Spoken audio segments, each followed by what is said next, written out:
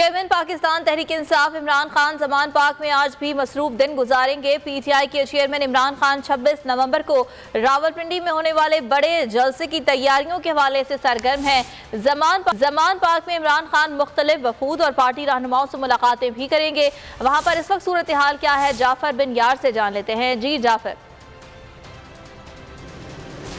जी बिल्कुल, जमान पार्क में जो है मीटिंग्स का सिलसिला जारी है। इमरान खान की इस वक्त सारी जो तवज्जो है वो 26 नवंबर के हवाले से, और जितनी भी मीटिंग्स होती हैं उनमें सबसे जो अहम एजेंडा होता है उस पर इमरान खान जो बात करते हैं वो 26 नवंबर के हवाले से, क्योंकि खान साहब की जानिब से ये ऐलान किया जा चुका है कि तमाम जो पाकिस्तानी हैं लाखों की तादाद में 26 नवंबर को रावलपिंडी पहुंचेगी। इस हवाले से जो है तैयारियां भी जारी है, मुशावरत की जा रही है, तैयारियों को हतमी शक्ल दी जा रही है। जमान पार्क में जो है पार्टी कायदीन, मरकजी जो कायदीन है पाकिस्तान तहरीक इंसाफ के, वो रोज़ाना की बुनियाद पर आते हैं, आकर मीटिंग करते हैं और अपना अपना एजेंडा पेश किया जाता है। और इमरान खान की जानिब से तमाम को जो है ड्यूटियाँ दी गई हैं कि किस तरह वहाँ पे पहुँचना है। और कहा जा रहा है कि 25 नवंबर से काफ़िले जो हैं वो रावलपिंडी की तरफ रवाना होंगे और कुछ जो है शहरों से काफ़िले 25 नवंबर को पहुँच जाएंगे। 26 नवंबर के हवाले से इमरान खान साहब ये कह चुके हैं कि वो लाहौर से जमान पार्क से निकलेंगे और बड़ी तादाद में लोग जमा होते जाएंगे उनके साथ और वो रावलपिंडी पहुंचेंगे। और इस हवाले से जो तैयारियां बिल्कुल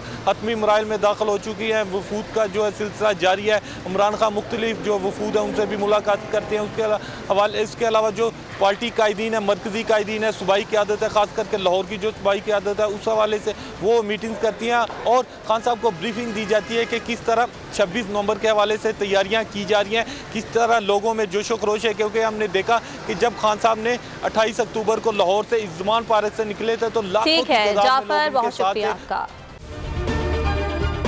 अगर आपको ये वीडियो पसंद आई तो हमारे चैनल को सब्सक्राइब करें और बेल आइकन पर क्लिक करें।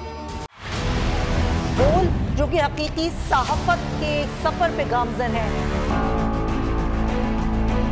बोल ने बता दिया है कि किसी किस्म का कोई दबाव बर्दाश्त नहीं किया जाएगा।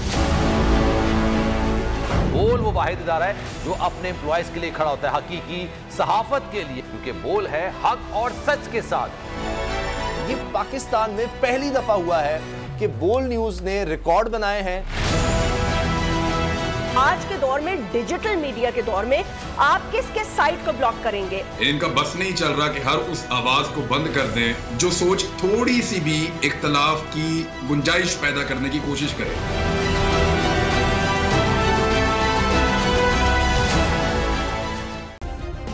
सब्सक्राइब करें और बेल दबाएं ताकि कोई खबर रह न जाए।